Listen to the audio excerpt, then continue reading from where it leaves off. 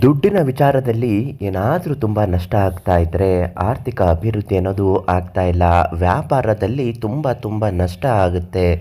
ಎಷ್ಟೋ ದಿನ ನಾವು ವ್ಯಾಪಾರದಲ್ಲಿ ಲಾಭ ಕಾಣಬೇಕು ಅನ್ಕೋತೀವಿ, ಅದು ಆಗ್ತಾನೇ ಇಲ್ಲ. ಮುಂಚೆ ತುಂಬ ಚೆನ್ನಾಗಿ ನಡೀತಿತ್ತು, ಇದ್ದಕ್ಕಿದ್ದ ಹಾಗೆ ಹೀಗೆ ಕುಸಿತ ಕಂಡಿದೆ.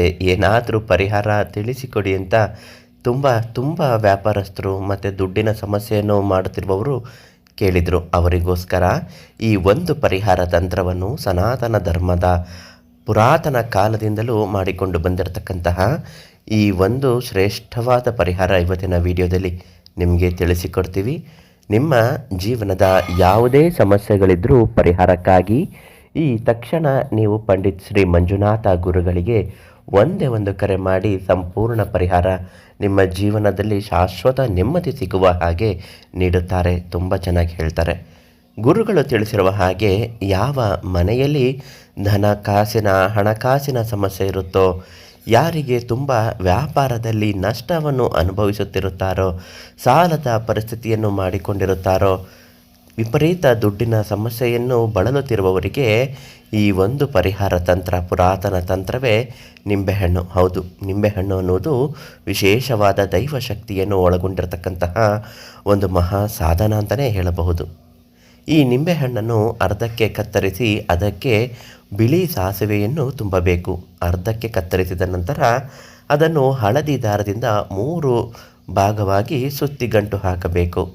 ಅದಾದ ಮೇಲೆ ಆ ನಿಂಬೆಹಣ್ಣನ್ನು ತೆಗೆದುಕೊಂಡು ಬಂದು ನೀವು ಎಲ್ಲಿ ದುಡ್ಡು ಇಡುತ್ತೀರೋ ಆ ದುಡ್ಡು ಇಡುವ ಜಾಗದಲ್ಲಿ ಅದನ್ನು ಇಡಬೇಕು. ಕೆಲವೊಂದು ಬಾರಿ ಹಣಕಾಸಿನ ಸಮಸ್ಯೆ ಇದ್ದರೆ ಕುಬೇರ ಮೂಲೆಯಲ್ಲಿ ಇದನ್ನು ಇಟ್ಟು ಪೂಜೆ ಮಾಡಬೇಕಾಗತ್ತೆ. ಅಥವಾ ವ್ಯಾಪಾರ ಮಾಡುವವರಾಗಿದ್ದರೆ ನಿಮ್ಮ ಗಲ್ಲಪೆಟ್ಟಿಗೆಯಲ್ಲಿ ಇದನ್ನು ಇಟ್ಟು ಪೂಜೆ ಮಾಡಬೇಕಾಗತ್ತೆ. ಒಂದು ಮಂತ್ರ ಹೇಳಿದೆ, ಆ ಮಂತ್ರನ 11 ಬಾರಿ ಹೇಳ್ತಾ ಪೂಜಿಸಬೇಕು. ಓಂ ನಮೋ ಶೀಘ್ರ ಧನ ಆಕರ್ಷಣಂ ವಶ್ಯಂ ಕುರು ಸ್ವಹ. ಈ ಮಂತ್ರ ತುಂಬ ಪವಿತ್ರವಾದದ್ದು ಮತ್ತು ತುಂಬ ಶಕ್ತಿಯುತವಾದದ್ದು.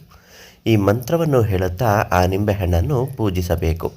ಹೀಗೆ ಪೂಜಿಸಿದ ನಂತರ ಅದನ್ನು ತೆಗೆದುಕೊಂಡು ಬಂದು ನಿಮ್ಮ ಮನೆ ಹತ್ತಿರ ಇರತಕ್ಕಂತಹ ಹರಿಯುವ ನದಿ, ಅಲ್ಲಿಗೆ ಇದನ್ನು ತೇಲಿ ಬಿಡಬೇಕು. ಒಂದು, ಅಥವಾ ನದಿ ಇಲ್ಲ ಗುರುಗಳೇ, ನಿಂತ ನೀರು ಕೆರೆಯೂ ಇಲ್ಲ ಅನ್ನೋದಾದರೆ ನೀವು ಅದನ್ನು ಸಂಪೂರ್ಣ ಒಣಗಲು ನಿಮ್ಮ ಜೊತೆಯಲ್ಲೇ ಅಥವಾ ನಿಮ್ಮ ಅಂಗಡಿಯಲ್ಲೇ ಅದನ್ನು ಕೆಂಪು ವಸ್ತ್ರದಲ್ಲಿ ಇಟ್ಟಿ ನಂತರ ಸಂಪೂರ್ಣ ಒಣಗಿದ ಮೇಲೆ ನಿರ್ಜನ ಪ್ರದೇಶದಲ್ಲಿ, ಯಾರು ಓಡಾಡದೇ ಇರುವ ಜಾಗದಲ್ಲಿ ಅದನ್ನು ಮರದ ಕೆಳಗಡೆ ಅಥವಾ ಗಿಡದ ಬುಡಕ್ಕೆ ಹಾಕಿ ಬಿಡಬೇಕು.